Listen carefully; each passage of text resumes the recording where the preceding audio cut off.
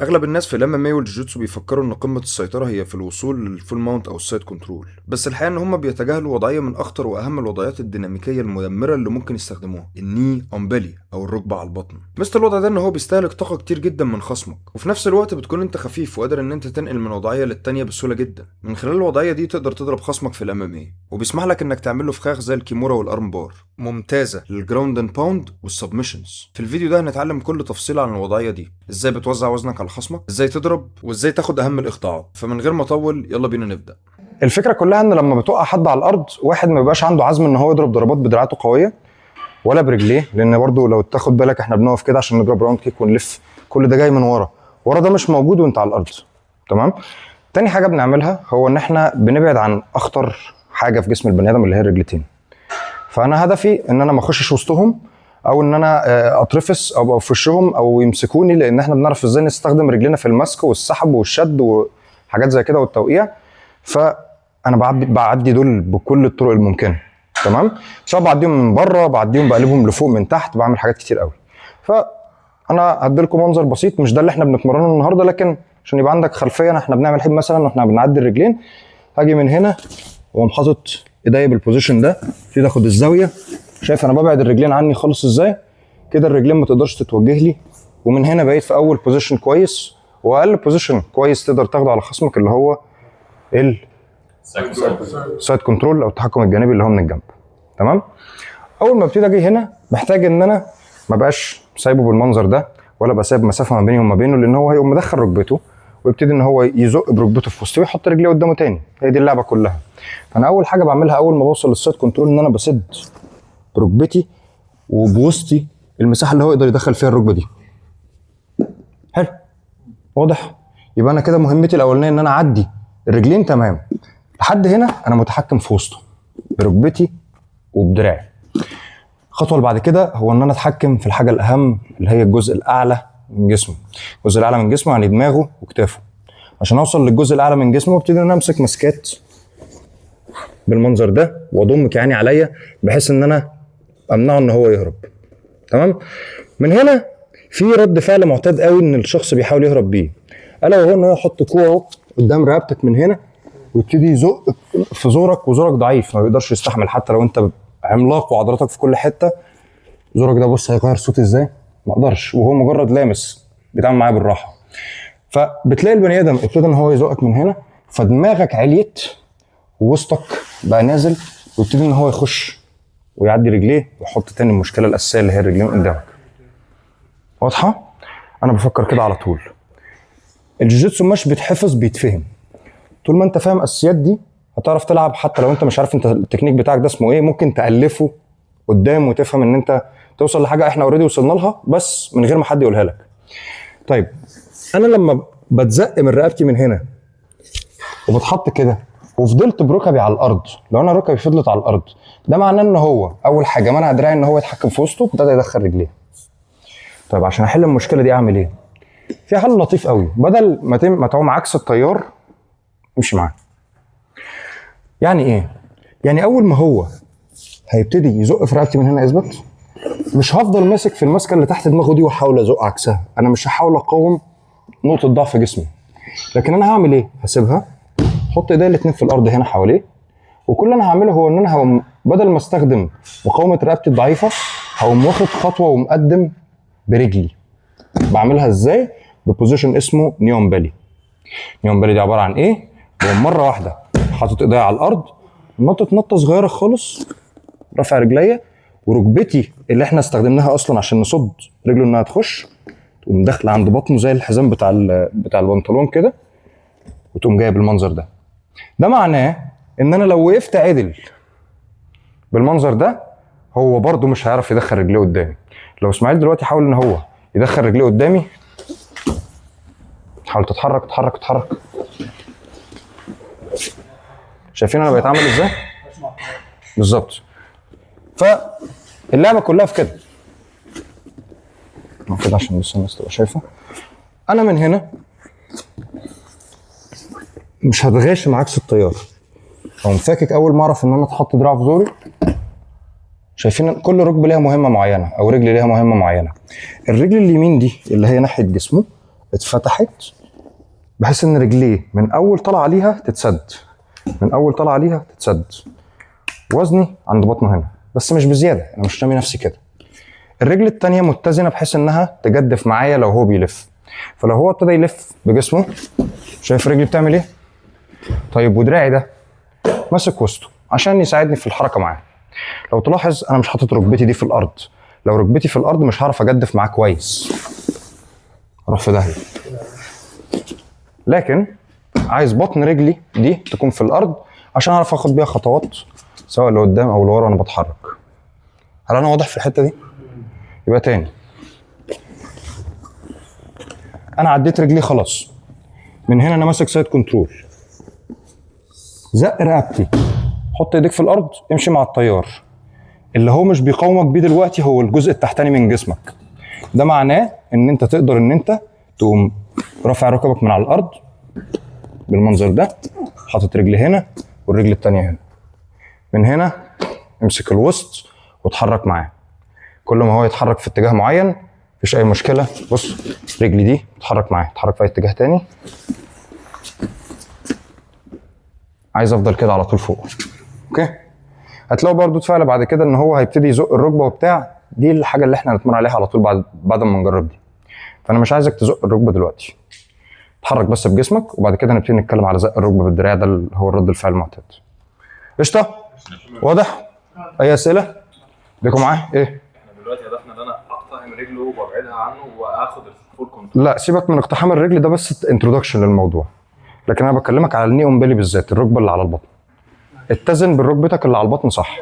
جماعه في ناس كتير بتغلط في الحته دي، ودي حاجه بتفهمها غلط. بيفتكروا ان الركبه دي مهمتها انها توجع الخصم. لا، لو الكلام ده بيحصل وانت لابس بدله. ليه؟ لان انت بيبقى عندك اكمام وتقدر تقوم غارس جواه. بتمسك الكمام بتاعت البدله او بالهدوم التقليديه التقيله دي وتغرس جواه وتعمل حاجه اسمها بريشر. لكن النوجي ما فيهوش الكلام ده، مش هتعرف تزق عليه بحاجه. ولو رميت وزنك بزياده هنا وهو رميك، بص ما ينفعش ان انت تفقد توازنك خالص. ما ينفعش ان انت تزود وزنك في اتجاه معين، لازم تبقى متزن. مهمه النيون بيلي ان انت تسوق جسمه او وسطه، لان احنا قلنا احنا عايزين نتحكم بالوسط. فانا مهمه النيون بيلي انها تسوق الوسط، فانا عشان كده ما بخليهاش بسن الركبه ناحيه صدره، لكن بخليها بالعرض هنا بحيث ان انا ابقى سايق اغلبيه الوسط كله ودراعي قافل الدايره دي ورجليا بتسوق معاها. قشطه؟ لازم رجلك دي بص شوف قريبه مني ازاي، مش عامل كده مش عامل كده. دي شكلها كلها مش طبيعي، مش حاططها في الارض اهي كانك نص مقرفص سبايدر مان. طب مش ممكن لو هو عايز يتحرك ويلف يقوم ماسك الرجل دي عشان ما تتحركش معاه؟ خليه يمسكها، ما عنديش اي مشكله. هو هيعمل ايه؟ لو مسكها بص اداني دماغه، شكرا جزيلا. عشان يتحرك بس. نازل له هنا، حشرت له دراعه وابتدي اشتغل. مش في مصلحته خالص. قشطه؟ قشطه؟ طيب ايديكم معايا؟ 1 2 يلا. دي الثلاث شروط اللي انت محتاجها عشان توصل للحزام الازرق في الجوجيتسو من الاقل للاكثر اهميه. 1. الاستمراريه. الحزام الازرق بيحتاج منك ان انت تتمرن لمده سنه على الاقل. كل ما تقطع في التمرين وتغيب كل ما المشوار هيطول معاك اكتر، مفيش طريق مختصر. 2. لازم يكون عندك اساسيات المصارعه، وده سواء جودو او مصارعه حره او مصارعه روماني. الجوجيتسو ما بقاش بس لعب على الارض، وازاي تلعب جرابلينج من غير ما تاخد خصمك على الارض من الاساس. 3. واهم نقطه، لازم تعرف تخرج من الوضعيات الصعبه زي الفول ماونت والسايد كنترول والجارد بالتكنيك مش بالقوه والعافيه. لان انت لو بتعتمد على قوتك البدنيه فانت هتتعب بسرعه جدا وهتضعف قدام واحد اتقل منك او اقوى منك. وعشان النقطه دي بتكسر ناس كتير، الاسبوع الجاي هينزل الكورس الجديد بتاعي. الكورس بيعلمك ازاي تخرج من اصعب الوضعيات بالتكنيك الصح من غير ما خصمك يقدر يضربك. فهو مناسب للاعبين الام ام اي والجوجيتسو. وبما ان دي الدفعه الاولى للكورس فهو هينزل بخصم 23% ومتاح فيه 20 مكان بس. ده لاني بتابع مع المشتركين تطورهم واسئلتهم وبراجع فيديوهات تمرينهم عشان اقدر اصحح لهم اخطائهم واوجههم. فلو مهتم ابعت لي رساله على واتساب، هتلاقي اللينك في الديسكربشن وانا هبعت لك كل التفاصيل. شباب البوزيشن ده فيها ضرب، فيها تلطيش. البوزيشن ده الضرب منه جميل قوي بالمناسبه عشان تبقى فاهم. هنا طالما لو انت اتعودت انك تسوق البني ادم وهو كده واتحشر وما بقاش عارف يهرب منك، صباح الهامر فيستس، صباح الهوكات اللي هي من هنا دي، عيش حياتك. دراعك ده ملوش مهمه دلوقتي، انت متزن كويس. فلما انت بتوصل لبوزيشن فيه اتزان كويس وفيه تحكم بوسط خصمك، هو بقى شوف هو عايز يعمل ايه. لو هو عايز يدافع عن وشه هنا او عايز تخليه ما يقعدش يزقك ولا يفرفص، يبقى انت شغال من هنا لغايه، وانا شفت كذا حد فيكم عمل اللقطه دي، لغايه ما تقوم رجلي دي، وانا شفتكم عملتوها قبل كده بتاعتك عشان بتحمي وشك. انت بتضرب بتضرب بتضرب، مره واحده هتقوم حاطط ايديك ووزنك راميه في الارض هنا لقدام. ليه؟ فول ماونت. عشان رجليها تبقى خفيفه. لو انا حاولت اطلع من هنا فول ماونت وانا وزني كله متحمل على الرجلين او متحمل على وسطه، رجلي دي تقيله قوي لانها شايله وزن، صح؟ لكن انا من هنا انا قاعد شغله في الضرب، فدراعاته ما بقتش تعمل اي حاجه غير انها بتدافع عنه. في اللحظه دي انا عارف ان انا اقدر احط ايدي الاثنين في الارض واحمل. شوف انا بحمل دي، انا بشب بدماغي لقدام، فرجلي الثانيه تبقى خفيفه. بص سهله جدا انك تنقل.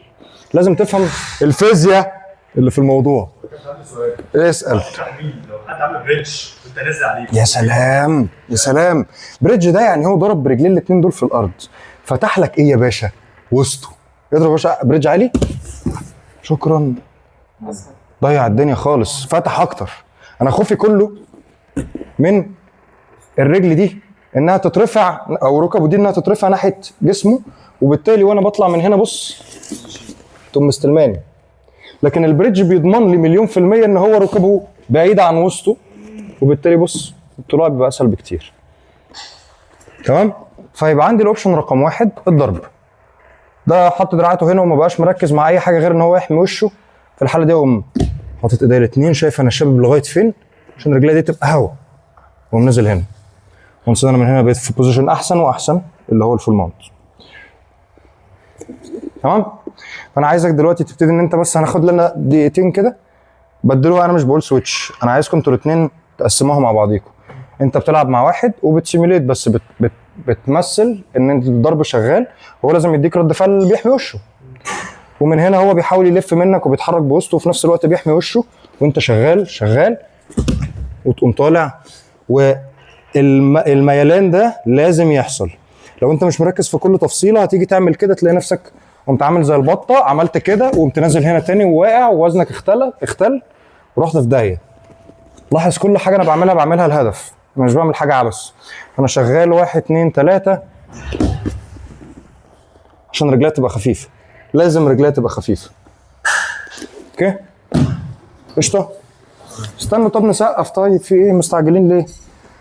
يلا معايا 1 2 يلا. هنا رد فعله التاني ان هو يهرب، يقوم حاطط بالظبط. دي الغريزه. ده واحد ما بيلعبش جوجيتسو او اي حاجه، هو بس غريزته بتقول كده. وده منتشر جدا ان هو يقوم حاطط ايده عند ركبتك دي عشان دي المشكله، ويبتدي ان هو يقوم لافف هناك ويزقها ويعمل كده. حلو؟ طيب دي اجمل حاجه ممكن تتعمل في الحياه ليك انت. ليه بقى؟ لان دي بتفتح لك اول سبمشن في السكه. اول سبمشن هي ان هو بيفتح كوعه بالمنظر ده. كل اللي انا بعمله ان دراعي اللي عند وسطه ده يقوم داخل اكني بشحت. بص اكني بشحت اهو. خش امسك من عند الترايسبس، شايف الماسكه دي، وخليه يزقك وارجع واسحبه معاه.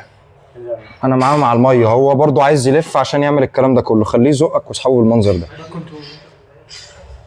حاضر حاضر حاضر. انا لو هشرح لكم تفاصيل هنا مش هنخلص، بس انا هوريها لكم تاني. هيحط ايده، اول ما يحط ايده عند ركبتك خش اشحت ما بين في الفتحه دي في الخرم ده. اشحت من هنا، شوف عمق على قد ما تقدر، اغرف الترايسبس دي وخليه يزق واسحبه معاك كده. لاحظ ان انا مش بسحب كده، مش بسحب كده. لو حد اتمرن جيم قبل كده كده، يعني انت بتمرن ايه؟ كتف الخلفي. شايفين العضله دي؟ دي العضله اللي عملت المهمه. طب لو انت سحبت كده يبقى ايه؟ بص الكتف الخلفي ده حجمه، دي اللات. فبعد اذنك لما تسحب حد اقفل كوعك لتحت واسحب بالعضله الكبيره. اسحب باللات، اللات اقوى بكتير. ما تسحبش بالكتف الخلفي بتاعك، دي عضله ضعيفه وملهاش تحكم. فانا من هنا اغرف، ومن هنا هستنى ان هو يزقني. بصوا كويس جوه ازاي؟ لازق فيا هنا في جنبي. من هنا كل اللي انا هعمله الرجل الثانيه تقوم معديه من فوق قافله كاني قاعد على وشه كده، ودراعي هنا. عدي الدراع ده من تحت وعندك احلى كيمورا. تكسر كيمورا من هنا. لو قف ايه يا باشا ما تقلقش ما تقلقش. تقلقش ايه؟ امان يا باشا امان. امان والله. يا باشا هلف لكم كل حاجه، هي شغلانتها كده، بس انا هوريها لكم. خليني بس مع الناس اللي قدام دول وبعد كده الف لكم. ده كده لو انا عديت دراعه ايه لورا، لو قفل دراعه لقدام مفيش اي مشكله، هو محمل وزني لقدام عشان رجليا تبقى خفيفه. وبص داخل على الارم بار على طول، ان انا اشتغل على الارم بار من هنا او اعدي رجليا وابتدي ان انا اخد ارم بار. نعكس. يبقى انا من هنا اشحت. ارجوك ما تعمليش كده، انا مش بقور. اشحت، خش اغرف، سيبه هو اللي يعمل المجهود، كوعك لجوه عشان تسحب باللات.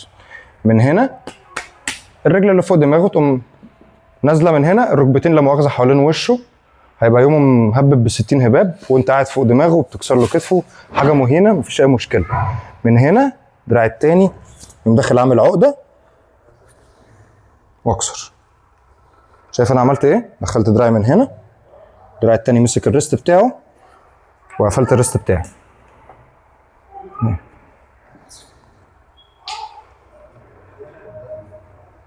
كتفي يتكسر كده. طيب لو قفل ده، لو انا عديت دراعه ده، لو انا عديت دراعه من فوق خط المنتصف ده، من فوق وسطه قمت معدي لهنا. لو هو قفل دراعه لجوه ومسك دراعاته في بعض، ده معناه ان انا هقوم مادد وسطي لقدام عشان وزن رجلي يبقى خفيف، لا مؤاخذه سم. وبعد كده ده اقوم جاي من هنا، وانس ان انا من هنا احسن لي ان انا اعدي رجلي الثانيه. ده احسن لي دايما، لان انا كده محوطه برجلتين بدل رجل واحده. ده ينفع بس دي احسن واحسن. ومن هنا ببتدي ان انا اخش الارم بار واكسر. هو كل حاجه ممكن يطلع منها، بس كل ما انت ربطت فيه بمسكات احسن كل ما الخروج بقى اصعب. عبد الرحمن دلوقتي هو هنفترض ان هو قاعد عمال بيرقص. غباره عشان امي بتزعق لي لما بتقول لي عبد الرحمن، دي ما بتبقاش بتنده لي عادي. طيب يعني بتنده لي عبد الرحمن انا هتضرب بالعلقه على طول.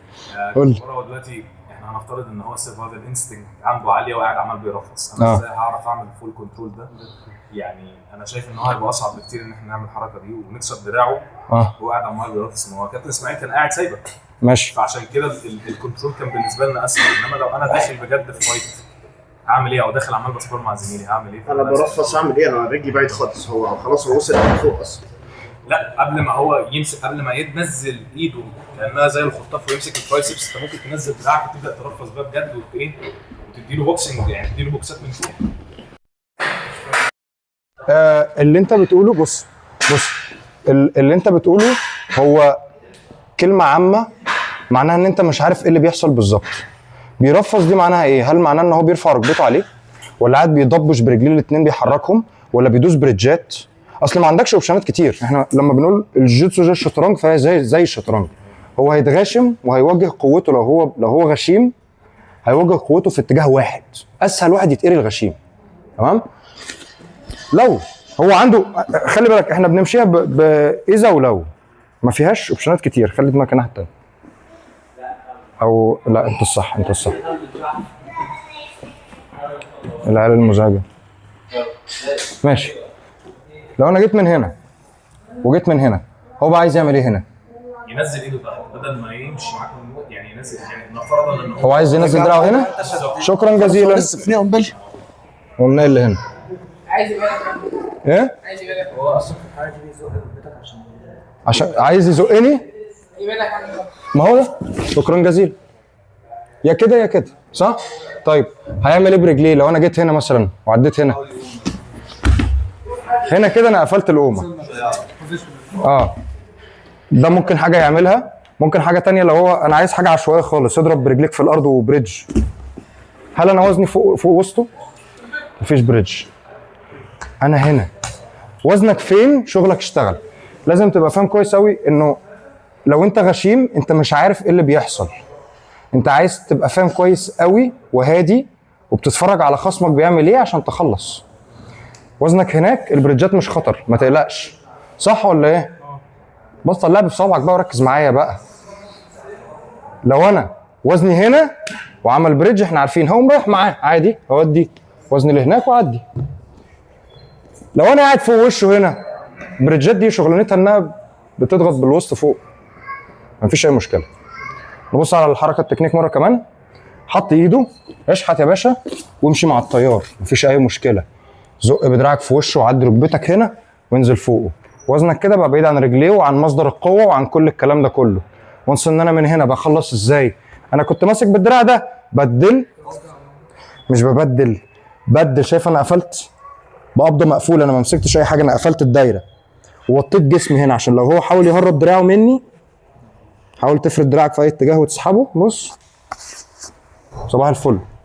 من هنا اصطاد الريست وامسك ريستي واقوم رايح عشان اكسر.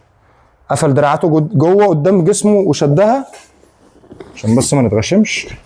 نزلنا هنا ناحيه ظهره، ومن هنا يا تحاول تكسر من هنا على طول يا تعدي رجلك وتشتغل على نظافه، ده هيبقى موزون اكتر. ده من هنا احسن بكتير بالنسبه لي.